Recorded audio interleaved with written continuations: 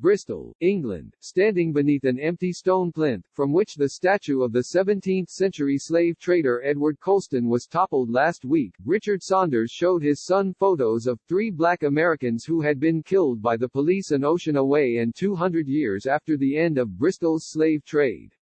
Mr. Saunders, a 51-year-old veterinarian, explained to his son, Dylan, 9, what had happened to the 3 victims, George Floyd, Eric Garner and Breonna Taylor. Connecting their deaths to Colston was harder, not just because he is such a distant figure, but also because his name is inscribed on a concert hall across the street, a school nearby, a pub up the hill and housing for the poor next to it. He's almost on the syllabus as the local hero, said Mr. Saunders, who is white, as Dylan went off to inspect a half-dozen black balloons fluttering in the wind where the statue had stood. But it doesn't excuse the evil of his original acts. It's like mugging a grandmother and giving half the money to charity. Bristol is, for all intents and purposes, the town that Edward Colston built. Tearing down his statue has reopened a painful reckoning with the past, one that has long divided this port city of 460,000, laying bare its contradictions. It is multicultural but segregated, festive but given to spasms of unrest, liberal but enriched by the lucre of slavery. After the protesters toppled Colston, they dumped him in Bristol Harbour, a theatrical touch that recalled the rebellious British subjects in colonial Boston.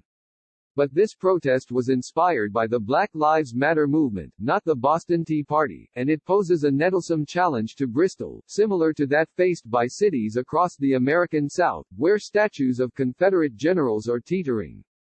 Protests have also broken out in London, Paris, Berlin and other European cities, drawing attention to police brutality, targeting monuments to Winston Churchill and King Leopold II of Belgium and igniting anguished debates about the difference between marking history and venerating its most oppressive actors. Some are elated about the statue coming down, some are confused, and some are very fearful and angry, the mayor, Marvin Rees, said in an interview. Some people are saying, Colston is Bristol, and therefore Colston is me. And if you take that statue down, you're taking something of me down. It has put Mr. Rees, the son of a Jamaican father and a British mother, in a tricky position. As mayor, he said, he could not ignore criminal damage to public property. He also worried about crowds massing at a time when the coronavirus is still killing hundreds of people a day in Britain.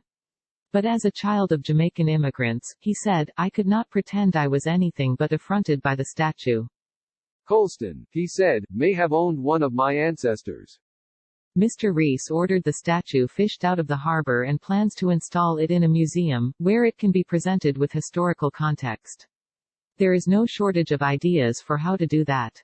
Banksy, the mysterious street artist who became famous for his graffiti paintings on buildings in Bristol, posted a sketch on Instagram of a proposed memorial in which Colston would be shown in the act of being pulled down, with the protesters tugging on ropes around his neck. I think it's an interesting idea, Mr. Rees said, adding that the plan would need as much public consensus as possible. Finding that consensus will be elusive. For every visitor like Mr. Saunders, there is another like Nick Morris, a Bristol native who works for the National Health Service and considers the desecration of the statue an assault on his city's heritage.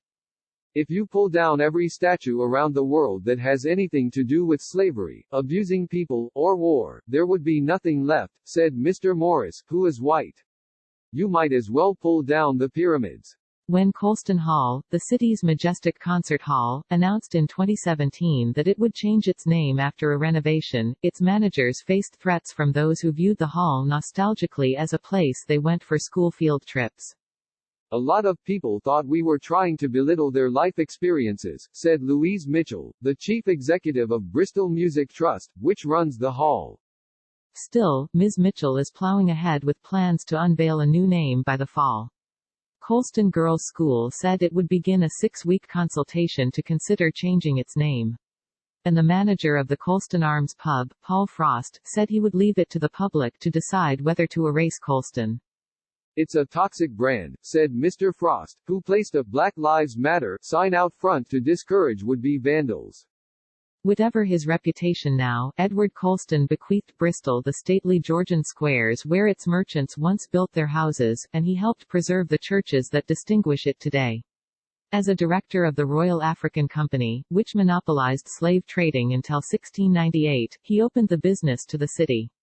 At its peak, in the mid-1700s, Bristol's merchants profited from a thriving triangular trade, exporting brassware and woolen cloth to the Guinea coast, now West Africa, where they bartered it for human cargo. After grim, dangerous voyages across the Atlantic, the slaves were sold to plantation owners in the British Caribbean, as well as Virginia. The ships returned to Bristol laden with sugar, rum and cocoa. Historians estimate that Colston's ships transported more than 84,000 slaves, of whom nearly 20,000 died during the crossings. It is impossible to escape the Colston name in Bristol. There is a street, an avenue and a parade named after him. He has a stained glass window in Bristol Cathedral. There is even a local sweet bun, with dried currants, called the Colston bun. Some people still cling on to the saintly philanthropist idea, said Cleo Lake, who was the first black Lord Mayor of Bristol and removed a portrait of Colston from her office. While she said she hoped last week's events would finally change those shibboleths, she was troubled that the protesters, who pulled down the statue without interference from the police, were mostly white. Would it have been a different reaction if the people had been black? Ms. Lake asked. Would the prosecution have been tougher? Other black residents worry about a volley of charged language from Prime Minister Boris Johnson. He condemned the thuggery of those who attack statues, saying it undermined lawful protests against racial injustice.